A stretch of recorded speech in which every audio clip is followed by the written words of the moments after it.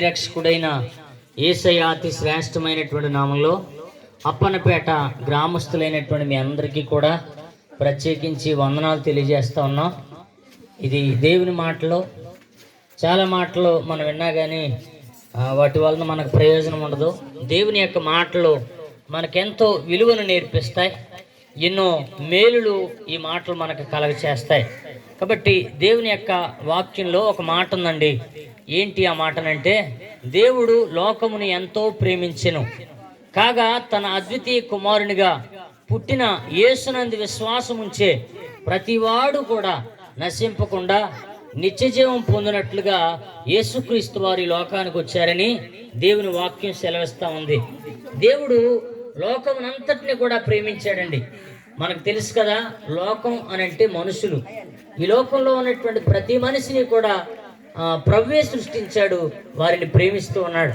కాబట్టి దేవుని బిడ్డలారా, ప్రేమ కోసం అనేకమైనటువంటి విషయాలు మనకి ఎన్నో తెలుసండి. ఏమండి, షాజహాన్ అనేటువంటి ఆయన తన యొక్క ప్రేయస్ కొరకు, తన భార్య అయినటువంటి ముంతాజ్ కొరకు ఒక తాజ్మహల్ నిర్మించాడండి. ఇలా మనం చెప్పుకుంటూ పోతే ఒక వ్యక్తి తన భార్య కోసం, తన భర్త కోసం కిడ్నీలు ఇచ్చిందండి. ఇలాగా తన తండ్రి తన బిడ్డల కోసం ఏమండి కళ్ళు ఇచ్చాడు. ఇలాగా అనేక మంది ఈ ప్రేమ వెల్లడి చేశారు అని ఆయా చోట్ల మనం చదువుతాం, వింటూ ఉంటాం.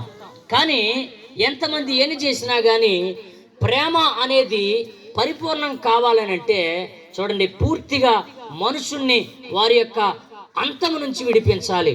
ఏంటి అంతం అనంటే, మనుషులమైనటువంటి మన అందరం కూడా ఈ లోకంలో బ్రతికేది 70-80 సంవత్సరాలు. ఈ 70-80 సంవత్సరాలు అయిపోయిన తర్వాత ఏదో ఒక ప్రదేశం, అది నరకమైన అయి ఉండాలి, లేకపోతే స్వర్గమైన అయి ఉండాలి. ఏదో ఒక ప్రదేశానికి పోవాలి. ఏమండి, ఏమీ చేయకుండా మనం ఎవరిని ఏ విధంగానూ కూడా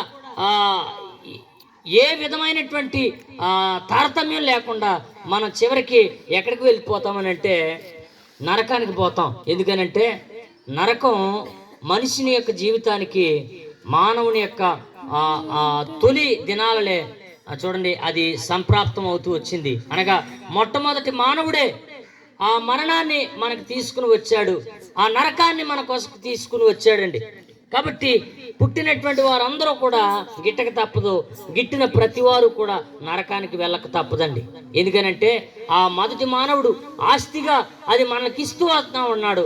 కాబట్టి దానిని మనం తీసుకుని వెళ్తా ఉన్నాం. అయితే దీని నుంచి విడిపించబడినటువంటి వాడు మాత్రమే ఆ స్వర్గానికి చేరుకునేటువంటి అవకాశం ఉంది.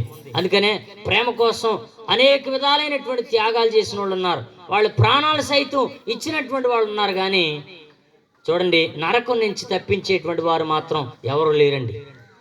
ఆ గొప్ప ప్రేమ, పరిపూర్ణమైనటువంటి ఆ ప్రేమగా మనుషులందరికీ ఇవ్వాలని 2024 సంవత్సరాల క్రితం మనుషుల కొరకు తన ప్రేమను వెల్లడి చేయడానికి యేసుక్రీస్తుగా సాక్షాత్తు దేవుడు ఈ లోకానికి రావటం జరిగింది.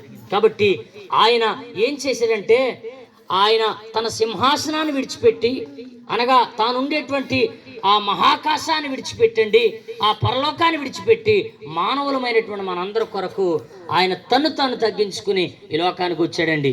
ఏమండి, ఎవరైనా వారి అధికారాన్ని విడిచిపెట్టడానికి ఇష్టపడతారా? ఎవరైనా వాళ్ళకు ఉన్నటువంటి హోదాను విడిచిపెట్టడానికి ఇష్టపడతారా? ఎవరైనా ఈ లోకంలో వాళ్ళ ఆస్తులు విడిచిపెట్టడానికి ఇష్టపడతారా? లేదు కదా. కానీ ఈ లోకానంతటిని సృష్టించిన సృష్టికర్త అయినటువంటి మహాదేవుడు అండి ఆ స్వర్గాన్ని విడిచిపెట్టి మానవుల కొరకు ఒక మంటి మాతృడిగా పుట్టడానికి ఆయన ఇష్టపడ్డాడండి. కాబట్టి దేవుని బిడ్డలారా, ఆలోచించండి, ఇందులో ప్రేమ దాగి ఉంది. అందుకనే లోకానంతటిని ప్రేమించినటువంటి ఈ చక్రవర్తి అయినటువంటి దేవుడు అండి మనుషుల కొరకు తన ప్రాణాన్ని పెట్టడానికి ఆయన ఒక మానవుడిగా ఈ లోకానికి రావటం జరిగింది. రక్తమాంసముల్లో పాలువాడయ్యాడు, మనందరినీ కూడా రక్షించడానికి, తన ప్రేమని పరిపూర్ణం చేయడానికి ఆయన ఇష్టపడ్డాడు. అట్టి ప్రేమ మీరందరూ పొందుకోవాలనేది మా ఉద్దేశం. ఒకరోజు ఈ ప్రేమను మేము తెలుసుకుని దేవుని యొక్క రాజ్యం ఎలా ఉంటుందో ఆ రాజ్యంలో చేర్చబడాలని అంటే ఈయన ద్వారా తప్ప మరొక దారి లేదనేటువంటి సత్యాన్ని తెలుసుకున్న తర్వాత దీన్ని మీకు ప్రకటిస్తా ఉన్నాం. ఎవరు దీనిని కోల్పోవద్దు. ఇది ప్రభు ద్వారా మాత్రమే మనకి దక్కుతుంది తప్ప ఏ మనుషుని ద్వారా, ఏ త్యాగం ద్వారా కూడా ఆ స్వర్గం వెళ్ళేటువంటి అవకాశం లేదు. కాబట్టి ఈ మాటల ద్వారా మీరు హెచ్చరించబడి ఈ ప్రభువుని మీ మనసులోనికి చేర్చుకోండి. దేవుడు మిమ్మల్ని దీవించును గాక. ప్రార్థన చేసుకుందాం.